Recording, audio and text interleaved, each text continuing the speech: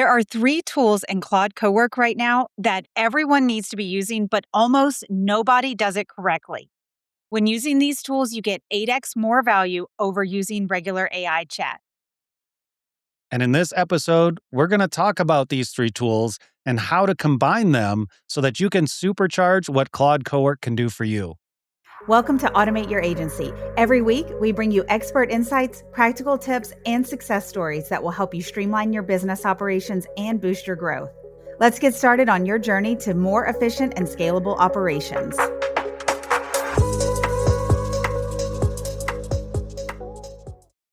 I noticed in a conversation that I was having a couple of times yesterday with different people that people are getting confused thinking that connectors and plugins are the same thing in Claude Cowork.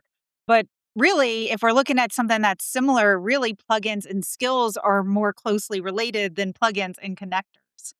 Yeah, I'm seeing the same thing, Alane. Every conversation that I have, it is like, but how do I create skills? Wait, what are plugins? And I don't know how to set this up. I don't know how to set anything up, is what I keep hearing. Yeah, and there's one side to where you don't have to set up all three of these things at one time, with connectors, and we're gonna jump in. You can just use it when you need it. You can just say, "Okay, I wanna connect this platform or use this plugin." So you don't have to, have everything set up at one time to go in, but knowing when to use each and what is available to you, because some of these are free and make you closer to an expert in that field where you may not be. Yeah, that's what I was going to say is like the important part is to listen to this entire episode and get the insight so you know what a connector is, you know what a plugin is, you know what a skill is, and that'll help you understand when should I use each, how do they fit together, how can I combine them, and we're ultimately going to make a cowork sandwich. Yes, we are. And then you can share it with another one of your friends so that they understand what all three of these things are and when they can use them. And to sound really cool. Yeah, that's the number one thing. So let's talk about the first one, Micah. Yeah, so I just watched the Super Mario Galaxy movie, which I actually thought was really good. And the connectors are like the plumbing. So when you think of Mario, he's going through pipes and connecting all the different worlds together and the different areas. That's exactly what connectors are doing. It is just the plumbing that allows Claude Cowork to be able to connect to all the different platforms that you use. And if And you listen to our other episodes too, sorry, Micah, I cut you off. Go ahead. no, go for it. I'm just going to keep A lot talking of what about we're talking Mario, about, and then we'll have to use Mario voices. I am not using a Mario voice, but You I can be did like that Luigi. analogy. That the connectors are what we talk a lot about in some of our recent episodes, like our pipe drive, and where we're using Claude Cowork as like our control panel and getting things from our email and then going into our CRM. We're talking about connectors there because it's literally connecting us to the software platforms that we use every day through some native connectors or through an MCP. So those native connectors are those free and available things that are already existing. So you can look and see your CRM if it's in there, your project management system, your email provider, because that makes it a really seamless integration to run off to the races. Yeah, and a lot of what's happening behind the scenes, it's all going to be MCP for the connectors, whether it's a custom connector or just a native one. But what's happening behind the scenes is that it allows Claude Cowork to actually communicate with these connected platforms. And it goes beyond just an API call. When we used to have to connect via just API, then the only thing that we could do is as humans go, well, what's the API documentation? What are the endpoints? With MCP, Claude can actually ask the connected platform, hey, what can you do for me? Or how can I do this? And that can reply back. That connected platform replies back and gives Claude the information it needs to make a decision on how to achieve what it can or can't do based on what you're asking it to do, which is completely different than it just giving you a list of, here's all the stuff I can do. Now you pick. And it's going to be autonomously working with the platform or platforms that you've connected it to get a job done. Well, and if you're not using connectors, you're basically using chat. Like the real big power of Claude Cowork is having these connectors. That way you're not having to leave AI to go and have the work being done in that software platform. Yeah, and one thing that I do wanna point out, because people ask about this a lot too, is the security of it, is you're Mm. not just randomly connecting to this platform in an insecure and unsecure basis and, you know, going off to the races. You're going to connect through normal logins and authentication processes that have been proven and used for years. So you actually have to have a user. You have to authenticate against your user. You sometimes have an API key. There's different ways to connect, just like APIs, but it's a secure, authenticated connection that you're going to use and connect with. And it's just like connecting Zapier or Make or N8N or something like that to a platform. You are a high risk security person if you're emailing yourself passwords compared to the security of using this authentication integration that's there. So, it is a big thing, Mike. I'm glad you even commented on that because we get asked this every single time that we're doing our Claude Cowork webinar or we're doing an AI workshop where we're talking about this, and people are always so worried. I'm always like, this is like the least of my worries Yes. today for security. So the next thing going from connectors is skills. And I'll say from my perspective, when we first started using Claude Cowork and you were talking about skills, I had the hardest time understanding what the heck you were talking about. And it wasn't until we were in it and I could see it as like, oh, that's what you've been talking about. Yeah.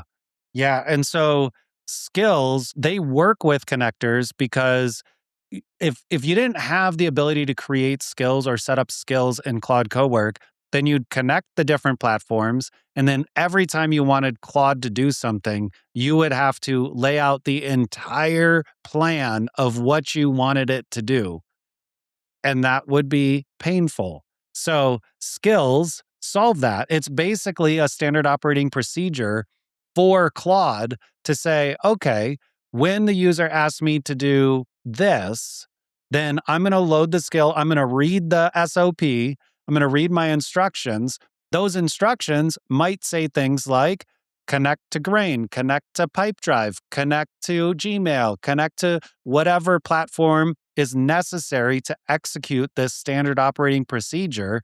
And then the beauty of it is it just follows those instructions over and over and over again. So each time you ask it to perform a skill, it knows what to do and it does it in the same way and it outputs in the same format. And all those problems with chat that we had before, where it's like, I asked chat to do it this way once, and then I gave it the same prompt and the output was completely different, goes away with skills.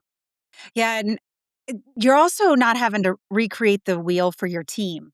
So if you're on the team account and you have skills that you've created, you can share that with your team. So it becomes a easier way to keep everybody aligned and doing work consistently without having to recreate anything. Yeah. Yeah, I mean, I gave a presentation earlier this week and I showed this skill off, but it was the call debrief skill that we put together, Elaine. And it's Mhm. for mainly in our company, it's for account managers. So we go on a call with a client, we talk about all the stuff that we need to talk about with the client. And we used to have to manually go through and debrief ourselves. And we've tried to solve this in a number of ways in the past. Do we do it Mhm. right after the call? Well, no, we have back to backs. Do we do it later in the day? Well, oh crap, we already forgot the first call after doing 5 other calls. And being an account manager, you're juggling a lot of clients and dealing with a lot of different requests, and you've got to get stuff right. So we Mhm. designed the call debrief skill, which reviews a call transcript and then produces a summary in a specific format. Then the account manager who's calling this skill or using this skill can review that summary, give feedback, correct it, change it. And once that's perfect, then Claude can follow the rest of its skill and say, oh, okay, I know what tasks I need to create. I know what deals I need to create. I know what follow ups I need to create. I know what backlog items I need to create, all in connectors and skills.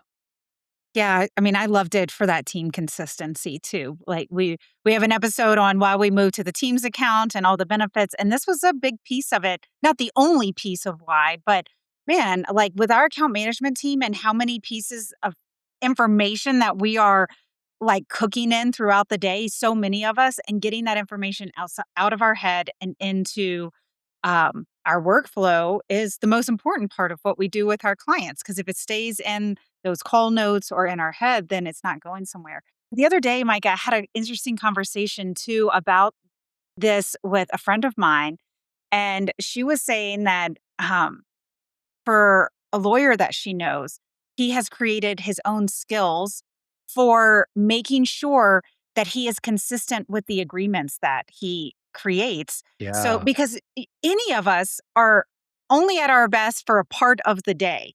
Doesn't mean we're not good at what we do, but we're not consistent. Humans are not consistent.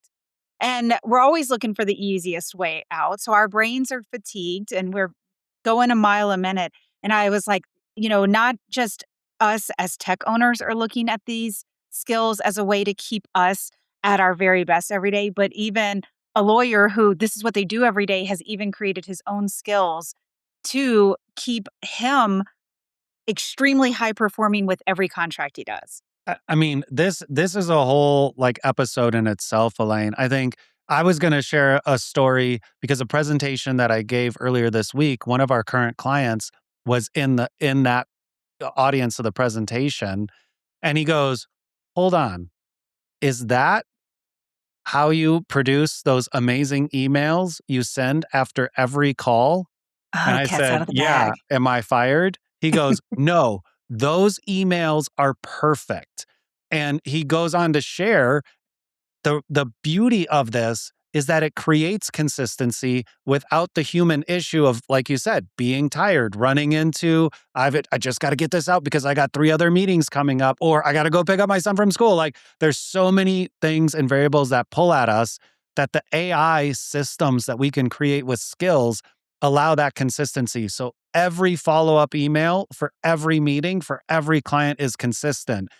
And I think I brought this up on a very early episode of this podcast, Elaine, but one of the things that has always intrigued me about business is the thought process around consistency and Mhm. how important it is. And now with Claude Cowork and tools like this, we can bring consistency into our daily work that we never could before. The story that really struck me was the McDonald's story. And if you think about the difference, if you go to any McDonald's, it always tastes the same, good or bad. However you feel about McDonald's, you know what a McDonald's burger tastes like. You know what a Burger King burger tastes like. You know what an In-N-Out burger tastes like, and a milkshake at each of those tastes like because it's absolutely consistent. And if they didn't maintain that consistency, they would have never had success, any of them, because you could never go to a different restaurant and get the same experience. And the same goes for any business, not just burger joints. But now I'm really hungry for a burger and a milkshake. But the more that we can provide consistency, we've gotten a better response from our clients, from our prospects, from anybody who's on the receiving end. And I was kind of attributing that to AI writing stuff better. But now I think in saying all of that, that it's more the consistency of how we're portraying ourselves over and over and over again that Mhm. produces the more positive response. And that is so important because and I think you would agree with me, the fear that I hear the most out of companies scared to take a step forward with AI is I I am a relationships person. My client services reps are relationship people. I can't take out the human aspect. And I'm always like, you are missing the whole point here. Yes. This is Yes. making us have the ability to be more human, to Yes. rock it every day because The it's the human stuff aspect behind is the not scenes. writing the damn emails and Right. making your brain numb. It is having the emails written so that you can perfect it and having more time in your day to be human. Yeah, and when we translate to things to our team, it's easier and faster and clearer because we all have filters on us. Yep. So, we're all Well, taking some people don't. information and spitting it out different. What was that, Micah? I said some people don't have filters. That's true. But this is hitting a nerve with me this week because I've had multiple conversations with companies where consistency, even not even looking at AI, there is not consistency in their organization. Yep. And that makes me very uneasy to be on the receiving end of hearing that information because training is so hard. If that person leaves the job and you get somebody else in that place, they have to figure out everything on their own and come up with their own way of doing it because there's not a company way. And that's why companies stay small. But we don't Yes. have to dive into this, Micah. I mean, I gotta say, because if you're listening to this, do this right now. Download Claude Desktop, get the pro plan, start using Cowork. And here's the number one thing that you can do: create a skill so that instead of you going to your folder system and saving a document, give the document to Cowork and tell it where you want it to save or what it is. And have this skill determine the standards for where this is being saved. And then make this a team skill on a team plan and have everybody use this instead of going to your damn file system and screwing everything up and creating new folders and creating garbage and junk. Build the system that says, here's how we save our files. Here's the subfolder structure, and let Claude stick to that because you know damn well your team isn't. All And right. this is a piece of where AI can help create that consistency in your organization without the manual work of doing it. Because everything that we just talked about in this one section, talking about skills, is a common problem in a company that doesn't have repeatable systems or any systems. Yes. They don't know Oh, where stuff is in their folder. They don't have a consistent company way of doing things. Everybody does it their own way. They can't find things.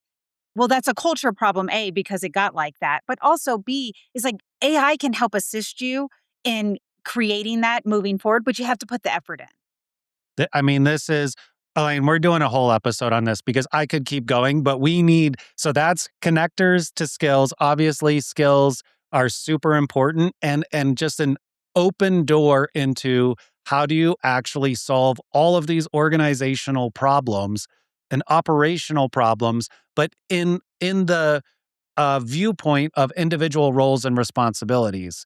So now that we know connectors and skills, let's move into plugins. Ooh, okay. I love plugins because this is where skills, you're the expert at something or you're creating the SOP on how you want that skill to function within Cowork. But there are lots of things that we are stuck with every single day that we are not the expert in and we have to hire out or it doesn't get done and it just sits there. And that's where plugins come in. And plugins are pre-written skills that are available within Cowork for different departments or work types that you can just plug into your Cowork. Yeah. So I know both you and I have our favorites, and surprise, surprise, they're not the same. I was actually surprised. I was like, I think we're going to have the same ones and this is going to be boring. Oh, really? Yeah. Oh no, I knew. I could have guessed yours. Because I talk about them all the time, Yes. probably. Yeah. All right, Micah, what are yours? All right. So my two favorite plugins that I've used lately is the marketing and the design plugins. And essentially what it is if you're connecting up to like web design stuff, or, we've talked about this in the past, connecting up to tools like Pencil, where you can have Claude help you design stuff. You can have it load these skills and then be an expert, give or take, right? With a grain of salt, more than the generic training data will allow, and maybe even more than some of the context you're going to give it, to leverage the information you can provide it to do better things in marketing, in content creation, in front end design, in UI, UX, and just get that little escalation in a very short period of time. Because I like personally just reviewing something and coaching, like, let's change this or let's go this Mhm. direction. But I want it to start at a pretty high level so I don't have to spin my wheels. And now I'm getting petty because we live in the AI age and it's like, oh my God, I've got to chat with it for 10 minutes before it gets to like, man, that's ridiculous. Yeah, but that's how I do it too, and, my one of my favorites is the legal plugin, and I love writing a contract, man, that just makes me so happy. But I'm not a lawyer, that was what I wanted to be when I was 7, I really thought I was gonna be a lawyer, I don't know if that's surprising or not, Micah. No, it's not. Give me a good You argument. literally just said your favorite plugin is the legal I plugin. Most people know. are like, I'm not going to touch that one. Yeah, well, so before I used the plugin though, so I had this idea of a program that I wanted to be put in place at the company, but I needed to put together a legal document first. And so kind of my workflow is very similar, I think, to what you just said is like I'm going to brainstorm, I'm going to get the pieces all together in Claude Cowork, chat with it, go back and forth, get the document together from what I could come up with as an expert along with Claude. But then I use the legal plugin for the contract review and have it review the work that we did. And it creates another document saying, these are the areas that you need to look at. I suggested wording. I need more details on this, but it is a red flag. And it helps you critique everything there. It's that expert outsider looking at it.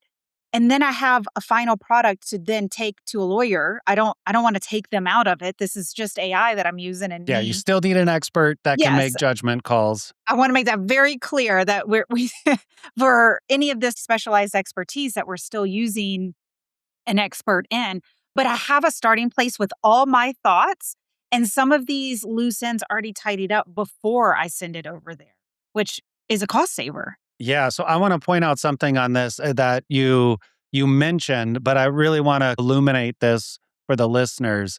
That extra document that you mentioned, that's created in a specific way based on what the experts who wrote the skill designed it to do. So Mhm. it's not just a red line in your document like you're used to getting back from your attorney. This is a complete separate document with color coded sections. What's your exposure? What's this? Is this red? Is this urgent? Is this yellow? Is this okay? Is this green? Is this good? Maps Mhm. everything out, makes it so any layperson can review that at any stage of their business and go, okay, I can start making some judgment calls on this, or this is what I really want to talk to my attorney about. And I got, there's this second piece to it, Elaine, where you're sharing this story. I had somebody share a similar story Tuesday with me. They're like, yeah, I used the legal plugin. We added some additional sections, sent it to our lawyer. And our lawyer was like, wow, I really like these sections here. And those were the sections that Claude wrote. Oh, heck yeah, I love that. It's good to have some validation from an expert on that piece. But it's been super helpful for me, and all of this is happening within the same task in Cowork too. So I pull in the legal plugin, I have it do the contract review. All of these can be done too with the slash command. So it's slash, and then you can have your plugin that you want to use for it. But it's still happening all within the same place. So Cowork comes back from the legal review and has the document. And then I'm going, well, I see what you said here. I still don't really like that, but I hear what you're saying. This is some more context. Let's work with that. I get it, Claude. Yeah. Okay. Sometimes it says stuff. I'm like, I still don't like it and I still don't want to do that. But I'll have a lawyer decide between this negotiation we're having. All right. So you love the legal, Legal and and is there my, any other? yeah, my other one is the finance one. I am going every Friday now. I've got a whole plugin for how I want to do where we are month to date and the wins that we've had for the week. And it's just so much fun. I'm not really like, I don't really usually like the finance part of the business. But when I have a tool that can take care of the work for me and dig into things and produce a really cool slide deck that I show to the owners of the company, I'm like, this is badass. So, I mean, this is so interesting because what you just said, I'm not typically into finance, but when I have something to do the work for me, we've echoed this in other episodes, but this right here, right? It is doing the work that some people love, right? That's why they get into finance in the first place. They love moving numbers, they love spreadsheets. But then there's other people who would love finance in the sense of where are we at? Let me make good decisions. How do I change my strategy? What's working? What's not? How do I get this analysis ready for me? And then Mhm. finance becomes fun because I don't have to push all those numbers around in a spreadsheet and build models. It's getting me there automatically. And like, I like that you said that too, because as a business owner, unless you own a business that does this, it's probably not something that you're digging into every day, but you would like to have that sent to you every Friday or once a month, Yeah, whatever. that's a good way Like, to put you're it. running a business, you wanna know what your numbers are, what packages are selling, what projects are profitable, whatever it is, but you don't have to do all the work because it takes a lot of time and your skill set is somewhere else in the company, which is why you own that company. So before we wrap this episode up, Elaine, I want to give a bonus item here, and it is scheduled tasks. And you can Mm. leverage all three of these things as a scheduled task, which is like another layer of instructions that gives Claude to say, hey, every Friday at 3 p.m., run Elaine's finance skill that leverages the plugins, that leverages the connectors, that creates all the stuff that she needs. So she doesn't even have to remember to create the deck or ask Claude to create the deck. It is ready an hour before the presentation so that all she has to do is review, make any minor edits, and be ready to present. And if you apply everything that you learned today across those three and identify things that you could schedule on a daily, hourly, or weekly basis, you're bringing some real power to what you're doing.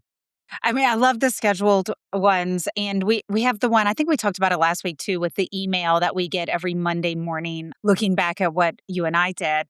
And they're super cool. But I also, if you are thinking about doing this, there is a difference between scheduled tasks and real automated processes in your business. So we talk Yes. about that in our previous episode on Claude Cowork versus N8N.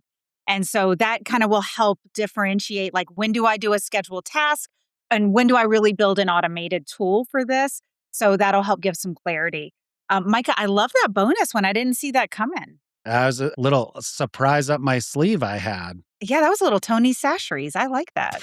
She just called me somewhat spicy. Y Yeah, in a good way. I mean, everything's better with Tony Chachere's on it. It's true. It's true. I understand that now.